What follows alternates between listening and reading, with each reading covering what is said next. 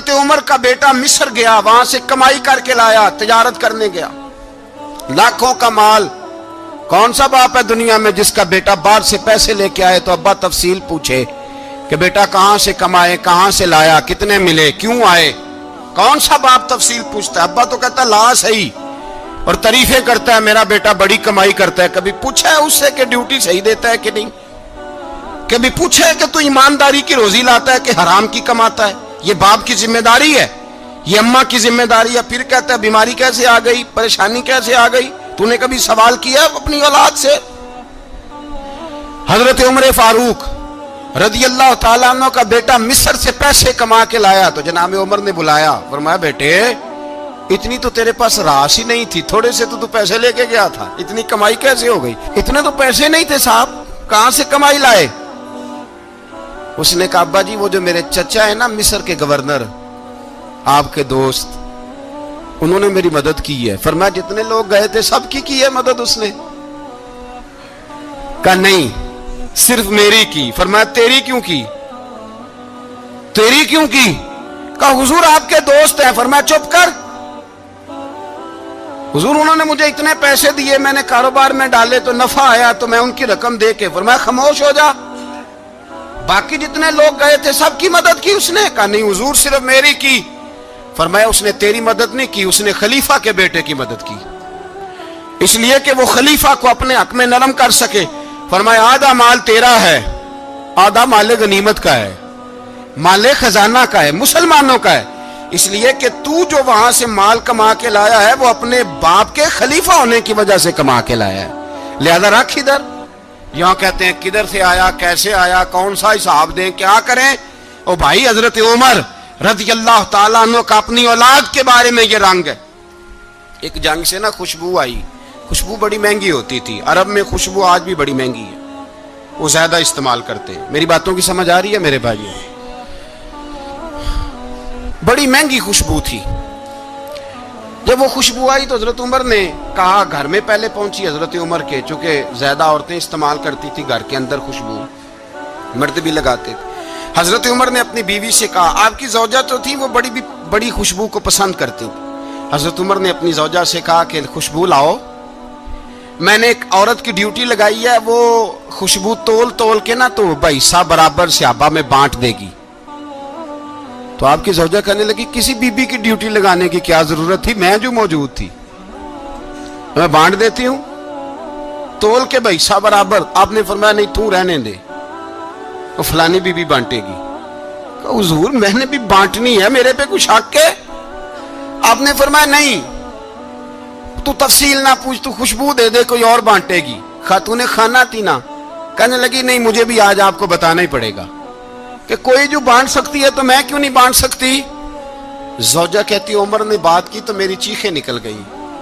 حضرت عمر فرمانے لگے جب تو خوشبو بانٹے گی نا تیرے ہاتھوں کو بھی لگے گی، تیرے دوپٹوں کو بھی لگ جائے گی۔ اگر رب کریم نے مجھ سے سوال پوچھا کہ عمر خوشبو تو مسلمانوں کی تھی، تیری بیوی کے دوپٹے کو کیوں لگ گئی، تو میں اللہ کے حضور کیا جواب دوں گا؟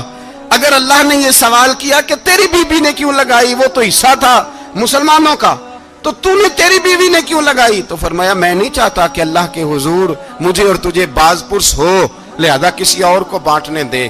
زوجہ روئی اور تڑپ کے کہنے لگی عمر مجھے لگتا ہے صبح قیامت بھی تیری بیوی ہونے کی وجہ سے اللہ مجھے جنت عطا فرما دے گا، تیری زوجہ ہونے کی برکت سے۔ بھائی یہ معیار رکھا، خدا کی قسم ایسا شخص تاریخ میں دوبارہ نہیں آیا۔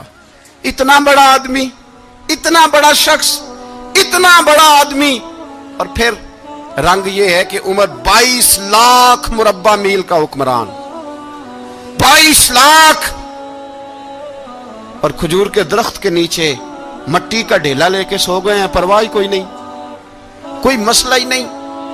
2 غلام ساتھ بیٹھے تو ایک روٹی حضرت عمر نے گھر سے منگوائی، تھوڑا سا سرکہ، تو غلام کہنے لگے ہم نے بھی کھانی ہے۔ فرمایا کوئی حرج نہیں، روٹی کو پیٹ بھر کے کھانا ضروری تو نہیں، 3 حصوں میں بانٹ لیتے۔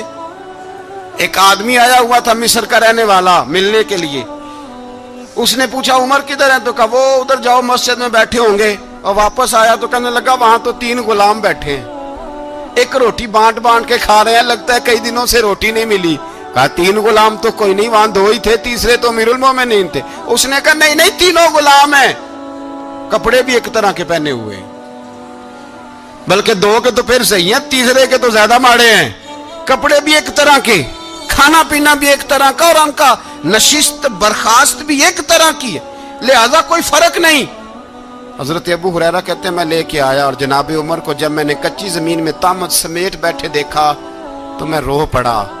میں نے اس مصر سے آنے والے کو کہا تو اس کے جلوے دیکھ, اگر اس کی ذات میں اتنا حسن ہے تو محمد عربی کا مقام کیا ہوگا. یہ مقام غور ہے, مقام غور. 10 محرم کو لوگ دیگے پکائیں گے نا, نہیں پکانی ہے, کوئی بول دے نہیں, ہاں نہ نہیں کر دے, پروگرام بدلیا تو نہیں دی عید کی کہ وہی کام شروع ہویا ہے لاسٹ ٹائٹ ہونے والا. کیوں جی, پکنی ہے نا دیکھیں 10 محرم کو انشاءاللہ تعالی, ہم بھی پکائیں گے انشاءاللہ, یہاں بھی پروگرام ہوگا. تو 10 محرم کو جو دیگ پکنی ہے تو ایسا نہیں ہو سکتا کہ 1 محرم کو حضرت عمر کے نام کی بھی کوئی پک جائے. اگر امام حسن حسین کے نام کی دیگیں پکیں تو جو امام حسن حسین کے سے پیار کرنے والے ہیں, جو امام حسن حسین سے, ہم لوگوں نے بھی عجیب رٹا اپنایا ہے نا, ہم لوگ بات کا ایک پہلو دیکھتے ہیں دوسرا نہیں دیکھتے. حضرت امام حسن اور حسین کو بھی نبی پاک نے شہید کہا, اور جناب عمر کو بھی رسول اللہ نے خود شہید فرمایا. فرمایا شہید ہے, خود فرمایا اپنی زبان سے کہ یہ شہید ہے, خود میرا عمر شہید ہے. تو ان کے نام کی دیگ نہیں پکنی چاہیے, اس طرف نہیں ہماری توجہ ہونی چاہیے. اور اہل بیت نبو, یہ بات میں پہلے بھی کرتا ہوں, آج پھر کرنا ضروری سمجھتا ہوں. اہل بیت کا پیار, سن لو کان کھول کے, اہل بیت کا پیار اگر ہمیں کسی نے سکھایا ہے تو سیدنا عمر فاروق نے سکھایا ہے. اہل بیت نبوت کی محبت اگر کسی نے سکھائی ہے تو کس نے سکھائی ہے, بول کے بتائیے. حضرت عمر نے. اہل بیت کا پیار ہمیں حضرت عمر نے بول کر کے سکھایا ہے. بھائی یاد رکھیں, کسی کی طاقت نہیں تھی دم مارنے کی حضرت عمر کے سامنے, طاقت ہی نہیں تھی. کیسر و کسرا کانپ جاتے تھے, جرت ہی نہیں کرتے تھے حضرت. اور ہمارے تو تعلقات بڑے ہیں نا غیروں سے. حضرت ابو موسیٰ اشعری رضی اللہ تعالیٰ عنہ فرماتے ہیں میرا منشی عیسائی تھا, وہ کاتب کہتے تھے وہ لوگ, میرا حساب کتاب عیسائی تھا. تو فرماتے ہیں ایک دن میں نے وہ سارا حساب کتاب لین دین کے حضرت عمر کو دکھائے تو فرمانے لگے جس نے لکھے ہیں اس کو بلاؤ. کہنے لگے وہ ضرور مسجد نہیں آ سکتا.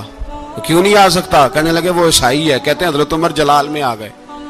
آپ فرمانے لگے جنہیں رب دور کرتا ہے تم کیوں قریب کرتے ہو, جنہیں اللہ دور کرتا ہے. فرمایا تم غیروں کو اگر عہدے دو گے تو اپنوں کا کیا بنے گا, اگر تم غیروں کو عہدے دو گے تو اپنوں کا. یہ سوچ ہے جو آج برما کے مسلمانوں کے لیے بھی ضروری ہے. کہا اگر تم غیروں کو عہدے دو گے تو اپنوں کا. ہم نے غیروں کو عہدے دیے تو دیکھا نا اپنے کس طرح کاٹے جا رہے ہیں. غیروں کو جو عہدے دے دیے جرانے سارے غیروں سے, روز دعویٰ ہوتا ہے چین ہمارا سجن ہے, چین ہمارا دوست ہے. او بھائی دوست ہے تو اس سے کہو نا کہ برما تو تمہاری ایک چھوٹی سی ریاست ہے, چین کے بغیر تو وہ سانس بھی نہیں لے سکتا. اس کو کہو نا اس حکومت پہ دباؤ ڈالے. لیکن ہم لوگوں نے غیروں کو عہدے دیے تو اپنے پس گئے. حضرت عمر کہتے تھے ذمی کا ہم ادب کریں گے, ذمی کافر کا ہم, ایسا کافر جو مسلمان ریاست کو قبول کرے, بدامنی نہ پھیلائے. ایک آدمی کو آپ نے دیکھا آنکھوں سے نابینا ہے اور بھیک مانگ رہا ہے, تو حضرت عمر کو نظر آ گیا. فرمایا کون ہو؟ اس نے کہا میں یہودی ہوں. فرمایا بھیک کیوں مانگتے ہو؟ کہا جب تک تندرست تھا مسلمانوں کو جزیہ دیتا تھا, بوڑھا ہو گیا ہوں کیا کروں. حضرت عمر نے گھوڑے کی پشت پہ بٹھایا, کافر کو گھوڑے کی پشت پہ بٹھایا اور بٹھا کے مدینے لائے. حضرت علی شیر خدا وزیر خزانہ تھے. فرمایا علی اس کا وظیفہ جاری کرو. کہا یہ کون ہے؟ فرمایا یہ یہودی ہے لیکن یہ ہمیں جزیہ دیتا رہا, بوڑھا ہو گیا بیچارہ, بھیک مانگنے پہ مجبور ہے, ہماری حکومت کے اندر رہتا ہے, اس کا پورا وظیفہ جتنا خرچہ اتنا وظیفہ لگاؤ. حضرت علی کہتے ہیں میں وظیفہ لگا رہا تھا اور وہ میرے نبی کا کلمہ پڑھ رہا تھا, وہ رسول اللہ کا کلمہ پڑھ رہا تھا. یہ مزاج, یہ نہیں کہ کافر. حضرت عمر نے گورنروں کو خط لکھے تھے کہ زبردستی کسی کو مسلمان نہیں کرنا, جہاں ان کی عبادت گاہیں بنی ہو گرانی نہیں, کوئی مندر کوئی گرجا ضائع نہیں کرنا. اسلام سب کو جینے کا موقع دیتا ہے, پر بے ایمانوں ظالموں بدذاتوں تمہیں یہ کہتا ہے کہ ہم تمہیں جینے کا موقع دیتے, तुम भी मुसलमानों को जीने का मौका दो।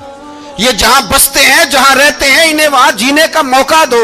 इन्हें भी अल्लाह अकबर कहने का मौका दो, इन्हें भी कुरान पढ़ने का मौका दो, इन्हें भी रसूलुल्लाह पर दुरूद पढ़ने का मौका दो। हमारे मुल्क में ईसाई अपनी मर्जी से खुलेआम तबलीग करते हैं। यहां तो चैनल चलाए हैं ईसाइयों ने। किसी मजहबी जमात ने कभी जुलूस निकाला है कि ईसाइयों का चैनल बंद करो? बोले निकला है कि नहीं निकला? कितने जुल्म की बात है।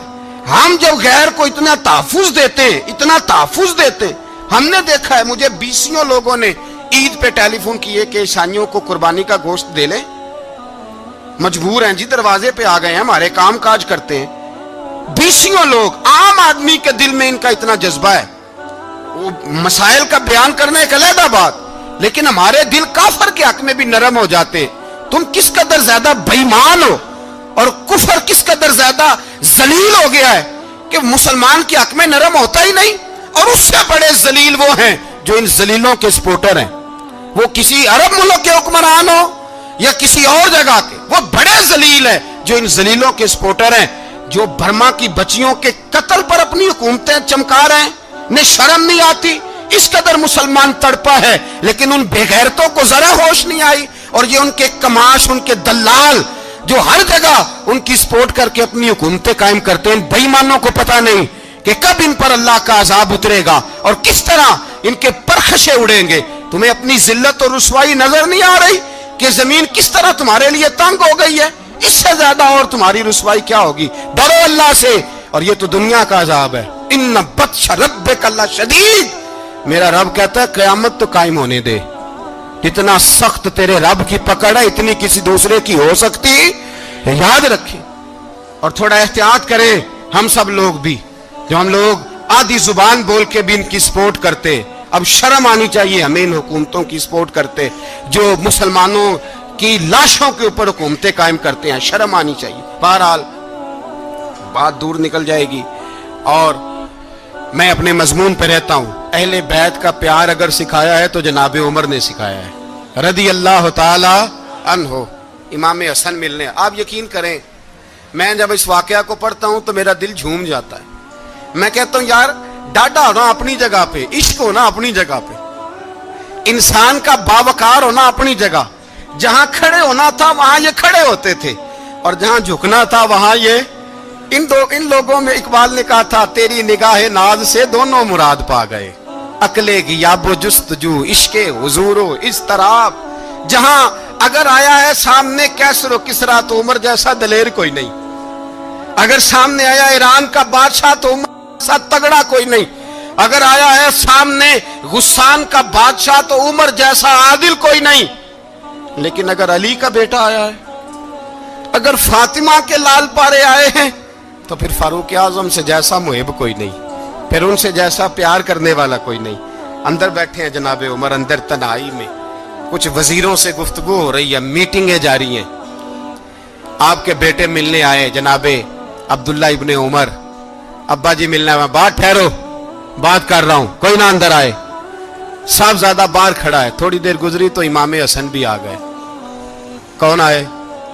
आपको अजब मिलेगा इमाम साहब का नाम लेने से, वो सरदार हैं जन्नतियों। कौन आए? सारे बोलिए। इमाम हसन, तेरी नस्ल पाक में है बच्चा बच्चा नूर का, तू है ने नूर तेरा सब घराना। इमाम हसन आए तो हजरत अब्दुल्ला इब्ने उमर को दरवाजे पे खड़े देखा। कहा अमीरुल मोमिनीन कहाँ हैं?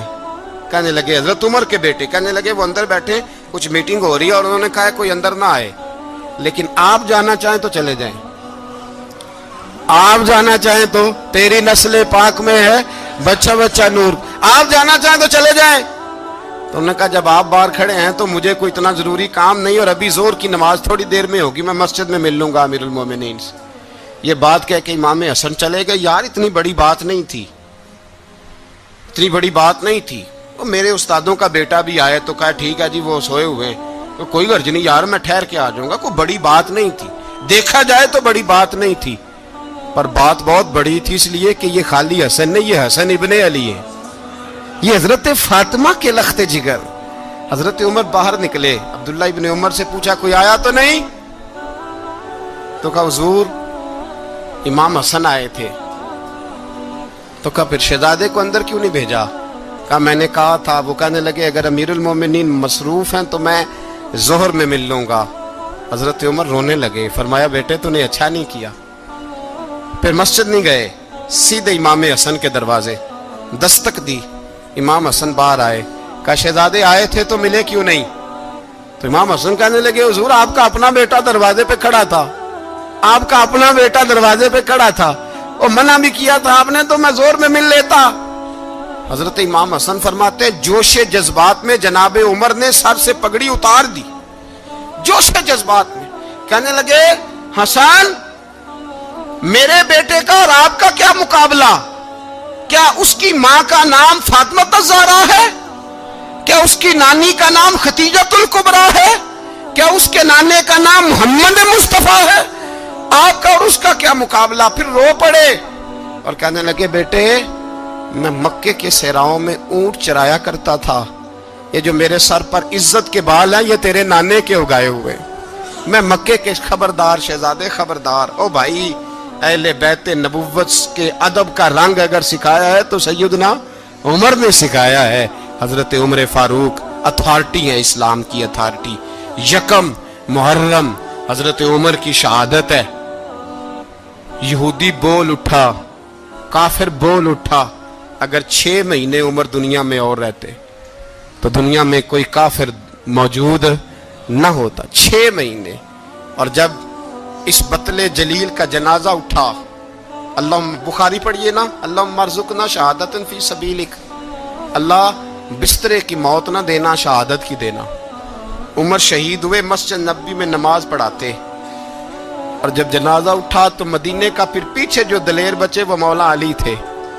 مولا علی جناب عمر کا جنازہ اٹھا تو سب سے پہلی ہائے جو نکلی وہ حضرت علی کی زبان سے نکلی, اور حضرت علی ساری داڑھی آنسوؤں سے بھر گئی.